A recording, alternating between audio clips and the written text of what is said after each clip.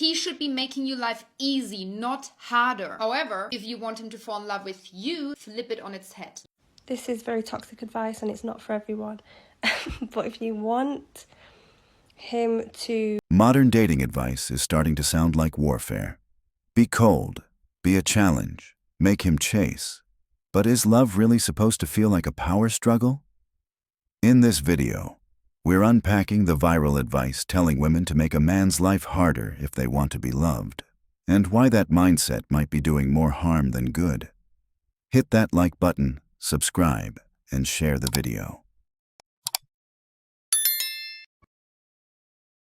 He should be making your life easy, not harder. However, if you want him to fall in love with you, flip it on its head. You need to make his life harder, not easy. Men are not attracted to women making their lives easier. Men want and need women who don't need them. Men are repelled by convenient women and chase inconvenient, selfish women. Men don't appreciate women that are easy. Men love a woman that is challenging to them, mentally stimulates them. In short, he should make your life better and easy, not harder. But the same doesn't go for women. If you want him, you need to make his life harder, not easy. Be a problem to solve. Be the challenge to conquer. Be the woman on the pedestal that he actually needs to earn access to. Everything else, you chasing him and putting energy into him and forgiving him and just always reaching out first and texting and calling, will make this man grow resentful of you, and there's no chance you will actually ever end up with him. Because the more you want him, the less he wants you. The more you're unbothered and the less you need him, he will come your way. Stop it. Get some help. He should make your life easier. That part is right. But telling women to make his life harder so he falls in love, that's not power. That's manipulation dressed up as femininity. We've confused strength with strategy. You don't need to be a problem to solve to be valued. You don't need to make a man suffer, chase, or earn crumbs of your attention to prove your worth. If he only loves you when you're cold, when you're unavailable, difficult, or disinterested, then that's not love. That's his ego getting off on the chase, and eventually, the thrill wears off. And so does the man. Men are repelled by convenient women. No. Men who don't know how to love are repelled by vulnerability, by peace, by emotional openness. Healthy men are attracted to women who bring ease, warmth, and boundaries, not chaos wrapped in red lipstick, not someone trying to play a game. If your idea of high value is acting unbothered, withholding affection, and punishing emotional honesty, then maybe we're not building strong women. We're just training them to become emotionally unavailable men. This is very toxic advice and it's not for everyone.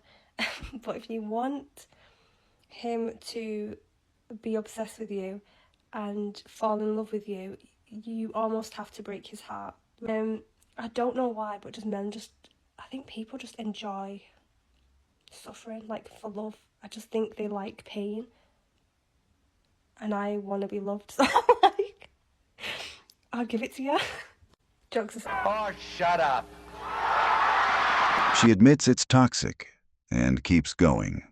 That's not love. That's emotional sabotage marketed as intimacy. These aren't relationship tactics. They're control tactics. If you need to break a man's heart to make him love you, you're not building a connection. You're creating trauma bonding. And let's be real. Men aren't obsessed. They're destabilized.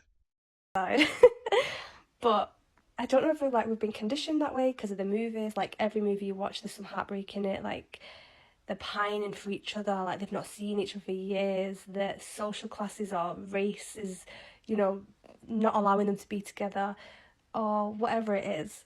And it's like, they're suffering. They fall in love like they're suffering in love. It's just like, just give them a little bit of pain. That is toxic. I know it's terrible. But like, the more... Oh, I can't say that, can I? Use with caution, because it's not healthy, really. And it's not healthy. I did say it was toxic, and I did say it's not healthy, so I'm giving you a disclaimer. And I'm not saying, like, ruin his life. I just mean, like, create a little bit of distance. Like, think the way you become obsessed with a guy. Just literally follow his exact steps. Like, it's, nice and, like, smooth sailing. Just go silent, radio silent. Just be like, you're gone for, like, a couple of days, or you end it. I have actually done that once. The guy went like less than a week and he was like, I think you've made a mistake. That was unintentional, no. I didn't actually mean to but it did work. This is how modern dating has devolved.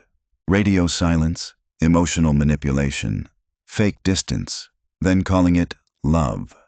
She's not nurturing a relationship. She's engineering male addiction through confusion. And the worst part? She knows it works. Not because it's right, but because most men still don't know the game is rigged. If you need to imitate toxicity to feel wanted, maybe the love you seek doesn't exist, only power. Let him suffer. And people get so triggered when I say this, but I need you to understand, men don't fall in love with women based on all the things that she did for him. She cooked for him, she cleaned for him, she moved across the country for him. No. Men fall in love with women who are self-focused, women that put themselves on the pedestal, women who are inconvenient, women who slightly stress them out. And let me explain. Women who put themselves on the pedestal, women who hold themselves in a high regard. Just like a woman. Let him suffer. That's how she starts. Not with love, not with respect, but suffering as a prerequisite for affection. She says men don't fall in love with kindness or support, but with stress. This isn't advice. This is emotional warfare. She's not teaching love. She's teaching how to keep a man on a leash by playing games with his sense of self-worth. They are always willing to walk away. They're always going to put themselves first. And men are drawn to that because they know I have to be on my best behavior and I need to continue to up my game to even keep a woman like that. When women are inconvenient, when women present a mental challenge for them, that is how men fall in love. Men don't fall in love through what you do. Men fall in love through the commitments they make to you, and women who slightly stress them out. And so before you bend over backwards trying to make his life easier, focus on making his life better and make him suffer just a little bit. She calls it high value, to be inconvenient and slightly stressful. Translation: make him anxious, uncertain, and addicted to the chase. What she's describing isn't attraction. It's a psychological trap. The irony? If a man ever treated her the same way, she'd call it toxic. Men understand this. The more you tolerate emotional chaos, the more you teach her that manipulation work. Men like pain and a bit of chaos. They do. They don't care if you're nice. They don't care if you say you're whole. They don't care about any of that. It's boring to them. They get whatever they want out of these women that are so nice and understanding. No, you have to inflict pain. You have to inflict pain. You know how you reject a guy that you don't like or find attractive? What does he do? He comes to you even stronger because you inflicted pain on him now. You reject him. They don't like rejection. Men like pain, she says. And just like that, the mask slips. Not love, not connection, pain. This isn't a relationship strategy. This is psychological warfare dressed in lipstick. She proudly claims men ignore kindness and prefer rejection. But what she's really describing is trauma bonding. Confuse him, reject him, reward him, until his nervous system is addicted to your chaos. That's not love. That's manipulation. So they keep on coming to you. They keep on chasing you until you change your mind. Okay? You have to be the same way with a man that you do like. One minute you like him, the next you don't. One minute you're kind to him, and then the next you're not kind. He's going to be in confusion, but he's going to always want to find some way to get on your good side because he's not getting his way. He's not used to that. You have to inflict pain. That's what they really want.